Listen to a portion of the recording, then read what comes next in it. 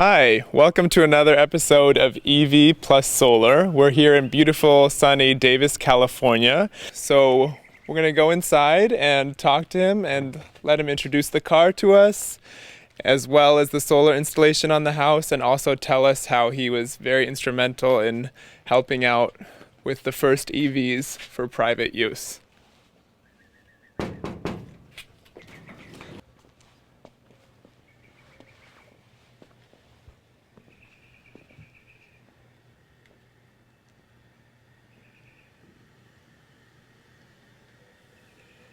So let's go meet the man who made this wonderful big electric plug on the back of his RAV4. All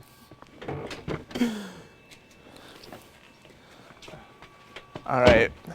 Could you introduce yourself for the viewers and just tell us a little bit about your car and eventually what you did originally for EV owners, for private EV owners, and how you helped them out? Sure. Let me turn it off because it's making too much noise. There we go. My name is Darell Dickey, and I bought this car brand new in 2002. And I bought it to replace our EV1 because we knew the EV1 was going to be taken away from us. And we overlapped about 1 year, so that means I started with the EV1 in about 2001. And we've been driving this car every day since we got it in 2002.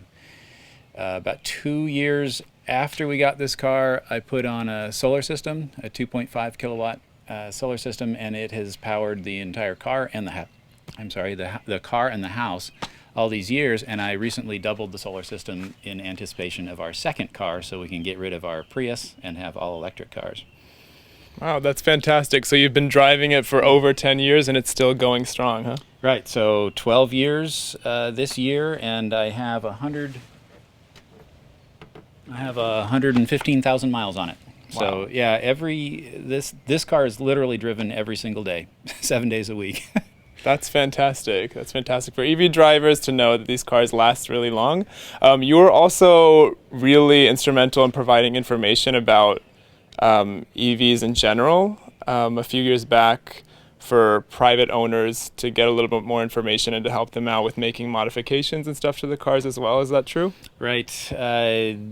My goal was to keep the original EVs on the road as long as possible. I started evnut.com as a repository because we had all these brilliant ideas, all these smart people coming up with ideas how to improve the cars, make them more desirable, and make them last longer. And it was all being lost in emails, so I started collecting them, and then that actually got me excited to start doing my own. So I actually pioneered several modifications that really helped being able to clean the vents. They didn't expect these cars to last long enough in order to do some of the maintenance that we ended up having to do. So we needed to be able to get to the vents.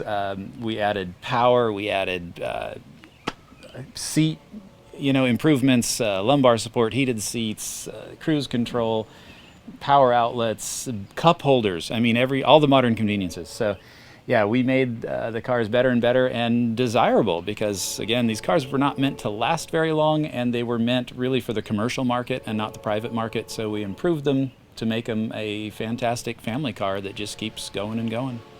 Wow, that's fantastic. Sounds like they should hire you for the next round of Wouldn't you think they'd want to talk to me? And in fact, I begged them to talk to me. And no, the car makers tend to think they know how to make cars, but it turns out EVs are a little bit different animal than a gasoline car. So here we are, and Darell's going to show us some of the modifications he made on his RAV4. All right. Well, one of the main ways you can tell this car from a gasoline car is this huge vent. It's an intake vent that all the air is sucked in and cools the batteries that are underneath the car. So the quick glance, besides it saying electric car, is these big vents that the gas car doesn't have. Originally, these vents were put on with single-use clips and extremely difficult to get off. And we found that the batteries were overheating and charging because the screen was getting clogged, and no one could really figure out how to get in there and be able to clean it easily without going to the dealer. So I finally sucked it up and I broke my clips off, and then I put magnets in each of these positions that used to have breaking clips. And all it does is it sits on these metal washers, and these were originally the holes where the clips went. And I have a tether on here because I didn't know if this would stay on at the freeway, but this is now almost 12 years old, and we go 80 miles an hour quite a bit, and we've never had a problem. So now it snaps on, it's flush, you can't tell it's there, and it's that easy to come out and clean this whole vent, which apparently I need to do. And that helps keep the batteries from running too hot when we're charging. Bill just showed us all the great little modifications, or some of them, that he made on the car that makes it easier to drive and more user-friendly. Now he's going to explain a little bit about his solar panel display on the top of his roof and what the size is and what he uses the power for, and etc. I like how you call it a display, because it's actually kind of difficult to see. You have to be at the side of the house to see it here. And when this house was designed, as most homes, it wasn't designed for solar, so I had to split the system and put some way up on top. And the beauty is this is all a nice angle, and it's all south-facing, almost perfect that way. The left side of the lower part of the system, that roof didn't exist until 3 years ago when I built it. So I extended the garage roof so that I could double up my system, because there's no other place to put it, because the chimney was a giant shadow that moved across that part of the roof. So I've pretty much maxed out my roof now. It's about 5.5 kilowatts, evergreen panels.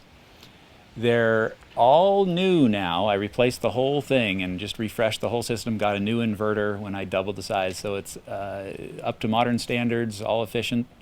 It now is producing almost 200% of what I use for both the car and the house.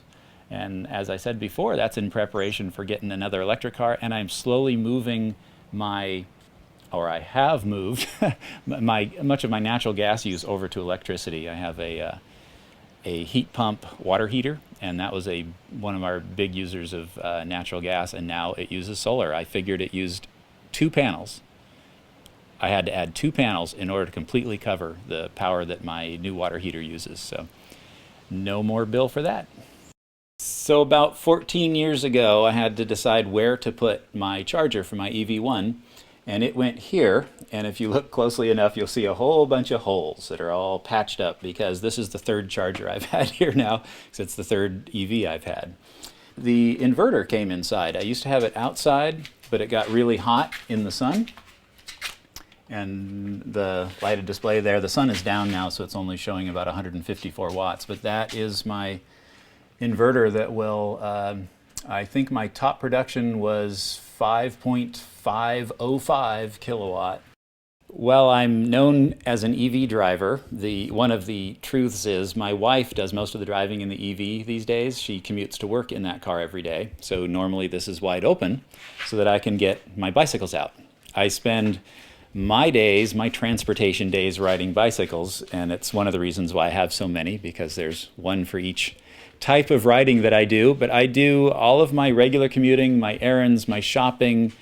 I will go to doctor's appointments, I go to dinner, I go to lunch, I meet clients. I do everything on my bike. So I have a cargo bike for shopping. I have a city bike for cruising around when I don't have cargo. I have a tandem for when I want to take my daughter or wife places. I have a mountain bike for fun. I have a fast road bike. I have a fixed bike for fun. Well, this is my shop where all my fun stuff is created, all the modifications for the cars. I've built a lot of LED lights here, both flashlights and LED lights for every car I've owned, the electric cars, the hybrids, everything. It still amazes me that we use incandescent lights for our high-tech, energy-efficient cars. We're making little heaters in glass bulbs. So I've been designing and building LED lights since the first high-powered ones came out about 11, 12 years ago. All right, now we're coming to the end of our segment. I just wanted to thank Darell here for all his inspirational comments and showing us all of the energy-efficient vehicles and installations he has in his house. Thanks a bunch. You bet. And hopefully we'll be seeing you around the neighborhood in your electric car or on your bike. Absolutely.